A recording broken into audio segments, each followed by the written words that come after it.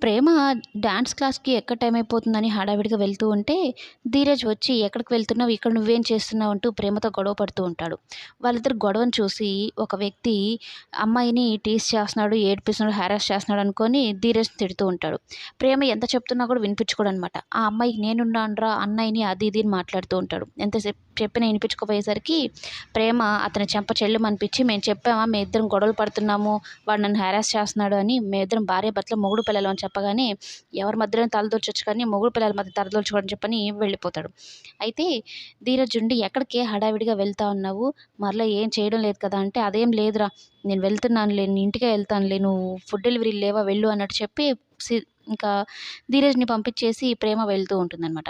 ఇదెక్కడికో వెళ్తుంది, హడావిడిగా వెళ్తుంది, కంగారు పడుతుంది అని చెప్పని ధీరజ్ ప్రేమ వెనకాల పడతాడు. ఫాలో అవుతూ ఉంటాడు. అది గమనించిన ప్రేమ ఒక దగ్గర దాంకొని ఇక ధీరజ్‌ని డైవర్ట్ చేసి మొత్తం మీద డాన్స్ క్లాస్‌కైతే వెళ్తుంది.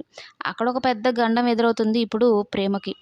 క్లాస్ చెప్తుండగా పిల్లలకి డాన్స్ నేర్పిస్తుండగా ప్రేమ వాళ్ళ నాన్న అటువైపుగా వెళ్తూ సడెన్‌గా బైక్ ఆగిపోవడము, అలాగే ప్రేమను చూడడము, ఇక డైరెక్ట్‌గా ప్రేమ దగ్గరికి వెళ్ళిపోవడము, ప్రేమను చూసి గుండెలు పిండేసినట్టు అయిపోతుందనమాట. నా కూతురికి చూడు ఎలాంటి పరిస్థితి వచ్చిందో, యువరాణిలాగా, మహారాణిలాగా నా ఇంట్లో నేను చూసుకున్నాను. వాడిని ఏమంత పెళ్లి చేసుకుందో తన జీవితం ఇలా అయిపోయింది అంటూ బాధపడుతూ దీనికంతటికి కారణం నువ్వు కాదు, ఆ రామరాజు గాడు నా మీద పగ తీర్చుకోవడం కోసం ఇదంతా చేశాడని చెప్పని ఇంకో సునామీ సృష్టించబోతున్నాడు.